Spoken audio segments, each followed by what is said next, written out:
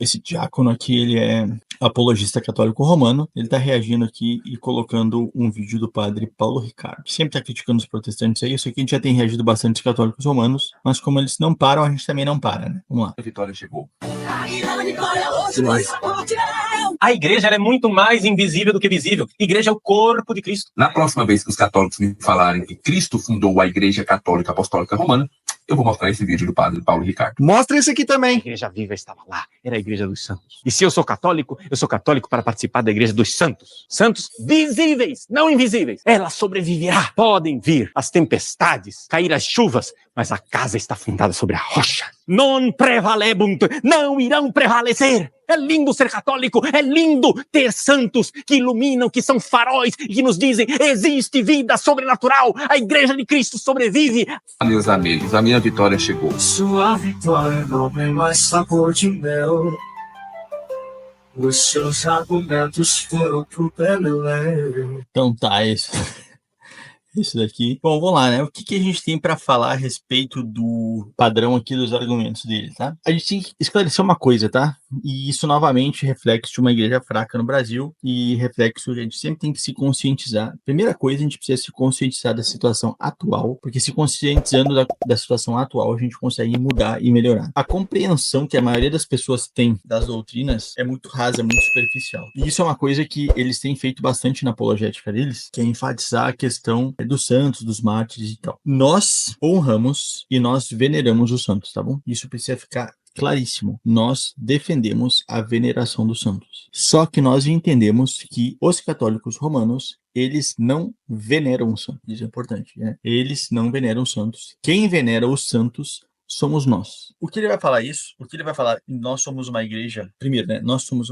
a igreja. Ela é primariamente invisível. Isso eu já falei em outras lives aqui. Mas ela sim se manifesta visivelmente e ela se manifesta institucionalmente. Ela sempre vai fazer isso, a menos que ela esteja em perseguição. Aí as coisas, aí são tempos extraordinários, tá? São tempos extraordinários em que a igreja tem que passar por questões que ela não passaria normalmente. Mas em ambientes normais, como a gente vive no Brasil, que é um país normal, apesar dos seus pesares, a igreja, que ela é primariamente invisível, ela se manifesta visivelmente, e ela se manifestando visivelmente, ela se manifesta com homens que são modelo de santidade, de piedade e etc, etc. Os santos que a gente tem na história e os santos que a gente encontra na Bíblia, sim, eles são modelos, e sim, eles devem ser venerados. Por exemplo, em Hebreus capítulo 12, nós somos apresentados, o apóstolo lá falando, ele fala a respeito exatamente sobre isso, né? Nós temos uma miríade de testemunhas, ou seja, muitos homens que a gente pode testemunhar a sua fé,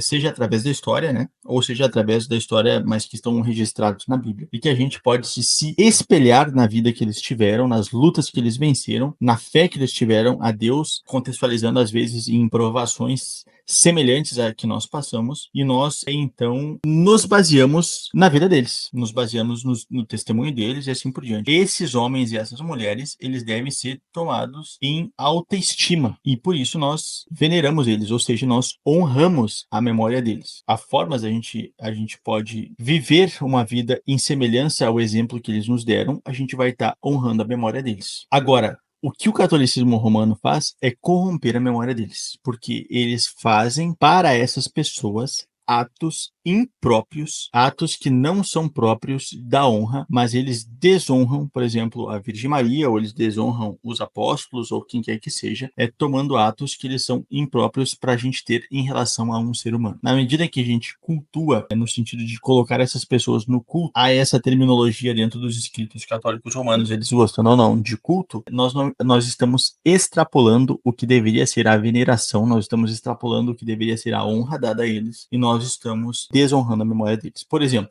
o meu filho, ele pode honrar a minha memória, e ele deveria fazer isso no momento em que eu morresse. Então, como que meu filho pode honrar a minha memória? Então, o meu filho vai viver uma vida, buscar viver a vida que eu orientei ele, constituir uma família como eu ensinei ele a constituir, vai buscar preservar os valores que são de acordo com a vontade de Deus que eu transmiti para ele, assim ele vai estar honrando a minha memória.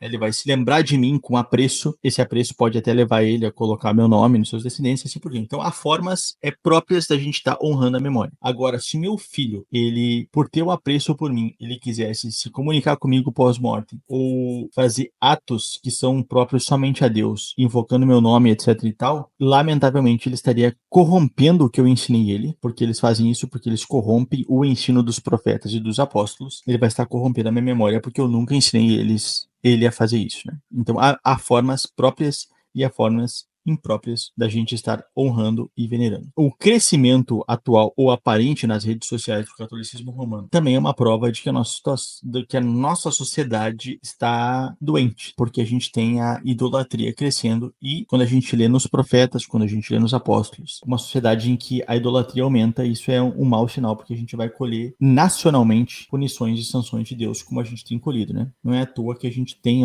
governantes maravilhosos no Brasil. A gente não pode achar que esses eventos são aleatórios, tá bom? Não são aleatórios. A gente crê que Deus retribui conforme as nossas obras. E as retribuições que Deus faz, elas não são só pessoais. Então Deus não me retribui somente no âmbito pessoal, mas também Deus retribui biblicamente em âmbito comunitário. Então Deus muitas vezes castiga o povo por tolerar certas práticas, Deus castiga igrejas específicas, particulares, por tolerarem certas práticas, Deus castiga nações por tolerarem certas práticas. A gente vê a cultura brasileira generalizada, ela é uma cultura ímpia, ela não é uma cultura cristã. Deus também pune nacionalmente, ou pode punir uma família, etc. Então, na medida em que Deus organiza os homens, seja individual, familiar, na esfera da igreja particular ou na esfera nacional, a gente vai colher bênçãos e maldições nas nossas relações, desde da nossa relação com Deus mais particular até a nossa relação com Deus através de esferas sociais e políticas. Só que isso,